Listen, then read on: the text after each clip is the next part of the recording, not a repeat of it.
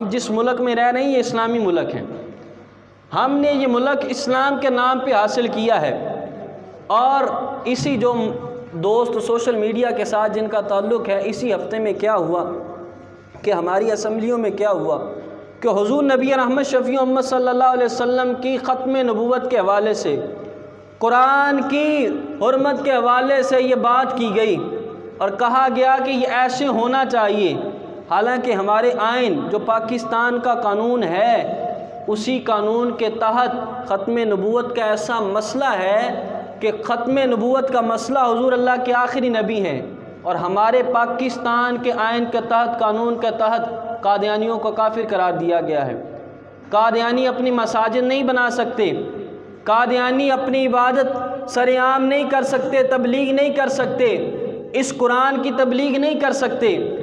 لوگ کہتے ہیں اقلیتوں کو حقوق دینے چاہیے، اگر کوئی اقلیت ہو تو حقوق دینے چاہیے،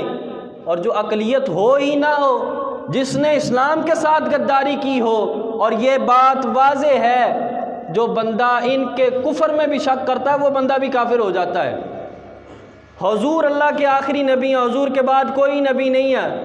اور انہوں نے کیا کیا ہے کو نبی مانا، یہ سارے اس کے اتباع، تو یہ ہم مسلمان ہیں۔ ہم پہلے بھی کہتے تھے بھائی اس بندے کو منتخب کرو جو اسمبلیوں میں کھڑا ہو کے بھی حضور کی نبوت پر پہرا دے،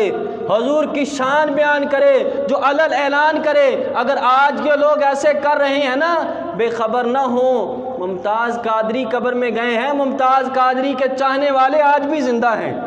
ہم سب کا اس سے دل دکھا ہے۔ لہٰذا جو عہدہ دار ہیں جن کے پاس اختیار ہے، قبر میں جائیں گے تو حضور آئیں گے، یہ لوگ نہیں آئیں گے۔ ہر بندہ اپنے اپنے تحت یہ آواز اٹھائے کہ اس قانون کو نہیں بدلنا۔ قادیانی کافر ہیں، حضور اللہ کے آخری نبی ہیں، حضور کے بعد کوئی نبی نہیں آ سکتا، یہ قرآن سچی کتاب ہے، یہ حضور پر نازل ہوئی ہے۔ اور یہ جنگ جمامہ جو ہوئی تھی،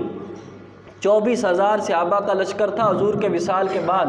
حضرت خالد بن ولید اس کے سردار تھے قافلے کے، حضرت ابوبکر صدیق نے بھیجا تھا، 40,000 کفر کا لشکر تھا، مسیلمہ کذاب نے نبوت کا جھوٹا دعویٰ کیا تھا، تو 1200 صحابہ شہید ہوئے تھے، 700 حافظ قرآن قاری صحابہ شہید ہوئے تھے اس جنگ میں۔ مسئلہ کیا تھا؟ مسیلمہ کہتا تھا میں نبی ہوں، حضرت ابوبکر صدیق نے کہا نہ،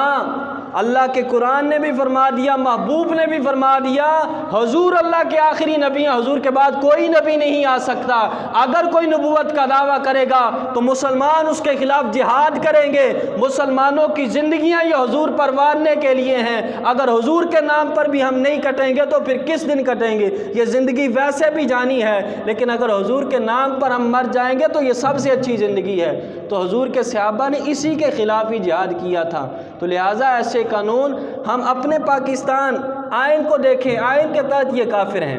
آئین کے تحت حضور آخری نبی ہیں، حضور کے بعد جو نبوت کا دعویٰ کرے گا ہم اس کو تسلیم نہیں کرتے،